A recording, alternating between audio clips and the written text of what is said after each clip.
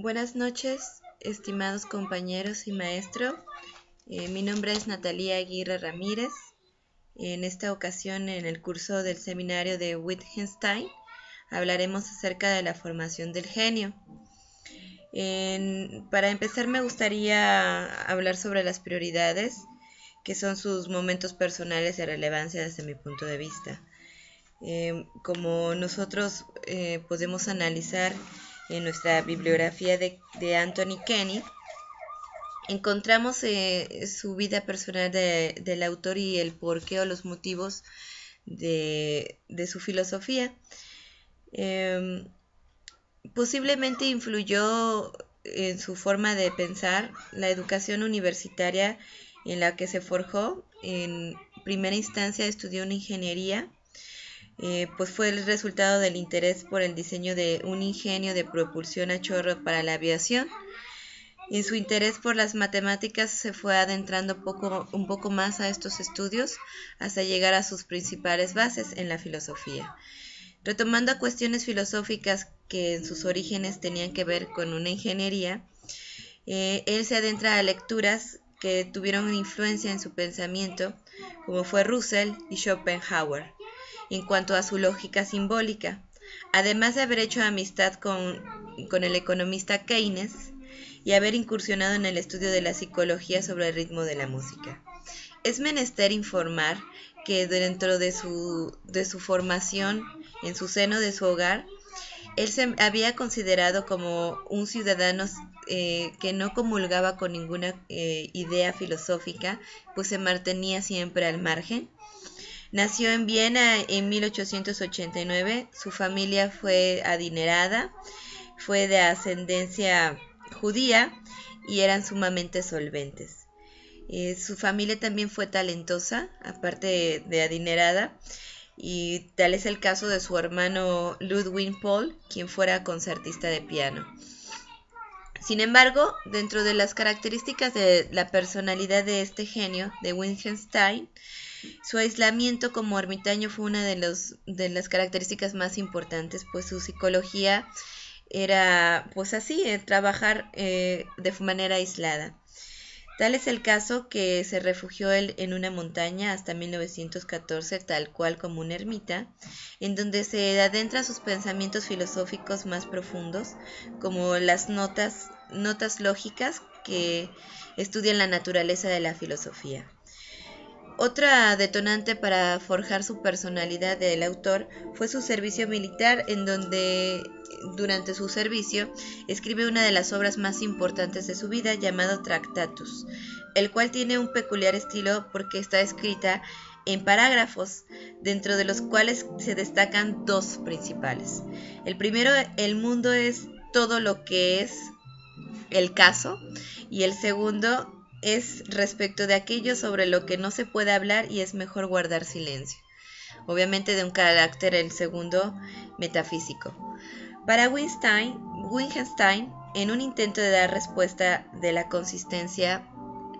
sobre la consistencia, abandona la filosofía y renuncia a la gran fortuna que su padre le había heredado para 1919, y en 1926 se considera a sí mismo como desesperadamente desgraciado al punto tal del suicidio, ya que entre todas sus circunstancias personales de vida la docencia le pareció realmente frustrante, y ese fracaso consideró para 1926 que había arruinado parte de su vida.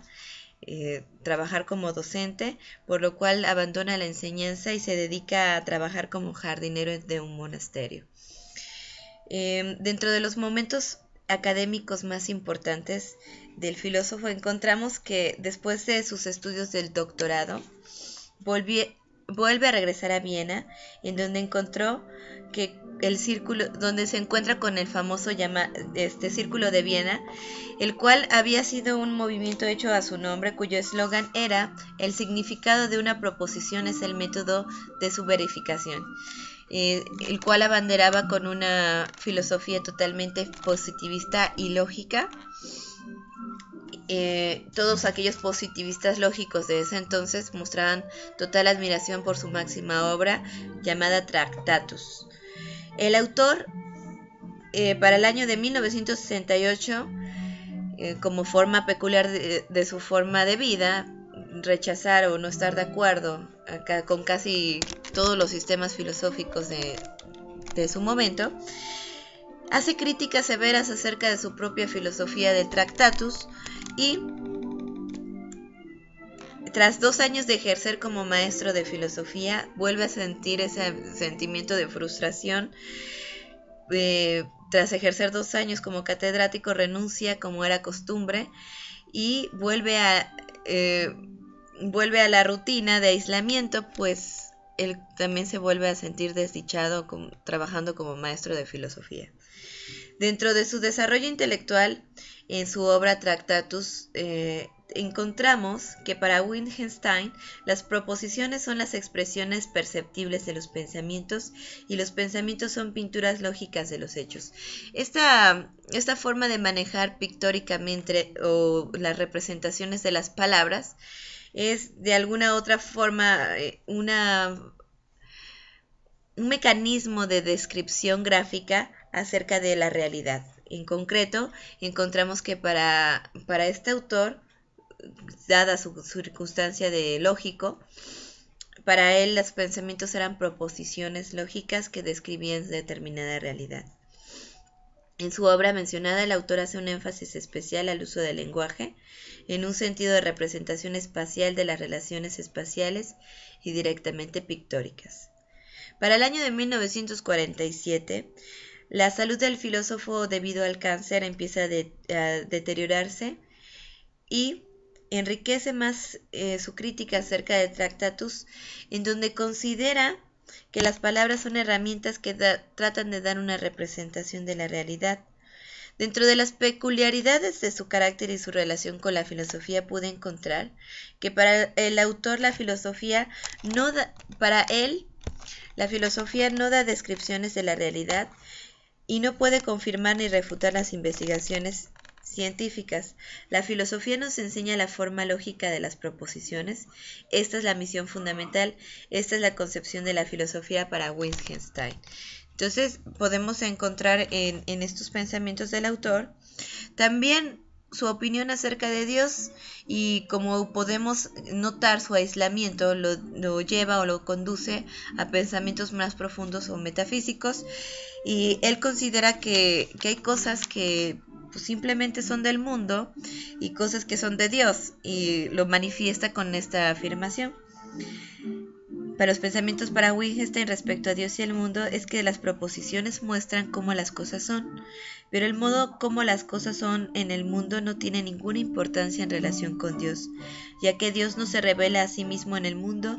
Lo místico no es el modo en cómo las cosas son en el mundo, sino lo místico es que el mundo exista en sí.